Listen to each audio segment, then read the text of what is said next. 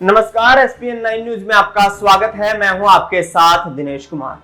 उत्तर प्रदेश की राजनीति के दो चर्चित चेहरे क्या अब एक साथ एक ही चुनावी मंच पर दिखाई देंगे? उत्तर प्रदेश में लंबे वक्त तक राजनीति करने वाले क्षेत्रीय दल क्या एक साथ होकर अब भारतीय जनता पार्टी के खिलाफ समीकरण बनाते हुए नजर आएंगे?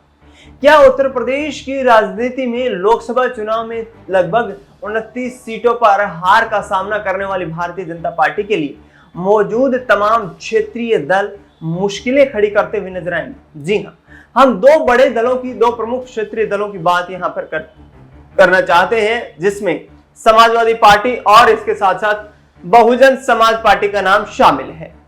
आपको बता दें कि समाजवादी पार्टी जिस तरीके से 37 लोकसभा सीटों पर जीत करके आई है, उनके प्रमुख है अखिलेश यादव का आत्मविश्वास चरम सीमा पर है। अखिलेश यादव का यह कहना है कि यदि उत्तर प्रदेश में आज विधानसभा के चुनाव हुए तो आज होने वाले उन विधानसभा के चुनाव में भारतीय जनता पार्टी साफ स्पष्ट रूप से हारती हुई नजर आ रही है। उन्होंने कहा कि उत्तर प्रदेश में नौजवानों के रोजगार का मुद्दा और किसानों की फसल खरीद का मुद्दा, ये दोनों ऐसे मुद्दे थे जिन पर बीजेपी के खिलाफ लोगों ने जमकर वोट किया। लिहाजा आगामी वक्त में यहां पर उत्तर प्रदेश के लोगों की भावनाओं के साथ खिलवाड़ नहीं होने दिया जाएगा।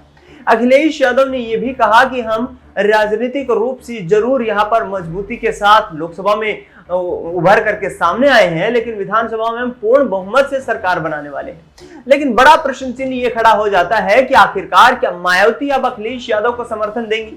क्योंकि मायावती की पार्टी का पिछले 10 सालों में देखें तो सियासी ग्राफ जो है वो बहुत ही कमजोर नजर आ रहा है।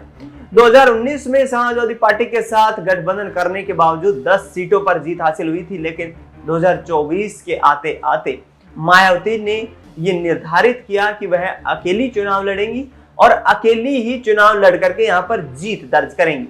लिहाजा ये दांव उल्टा पड़ता हुआ नजर आया और 0 सीटों पर यहाँ पर मायावती की पार्टी बहुजन समाज पार्टी निपटती हुई नजर आई। लेकिन आगामी वक्त में उत्तर प्रदेश में यहाँ पर 10 विधानसभा की सीटों पर उपचुनाव होने वाला है।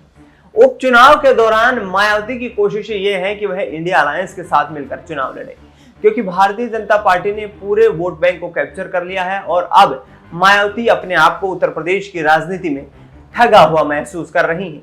आगामी वक्त में वह अपने भतीजे और बहुजन समाज पार्टी के नेशनल कोऑर्डिनेटर आकाश आनंद को भी राजनीति में सक्रिय कर सकती हैं। उपचुनाव में उनको चुनाव भी लड़वाया जा सकता है और इसके साथ साथ रणनीतियों को तैयार करने पर विचार भी किया जा सकता है। लेकिन देखना यह होगा कि क्या अब अखिलेश यादव अपनी कंडीशंस पर मायावती के साथ गठबंधन करेंगे या फिर एक दूसरे के चिर प्रतिद्वंदी के रूप में ही ये दोनों राजनीतिक दल लड़ते हुए दिखाई देंगे। फिलहाल इस खबर में इतना ही। देश दुनिया की तमाम बड़ी खबरों के लिए आप देखते रहिए एसपीएन 9 न्यूज।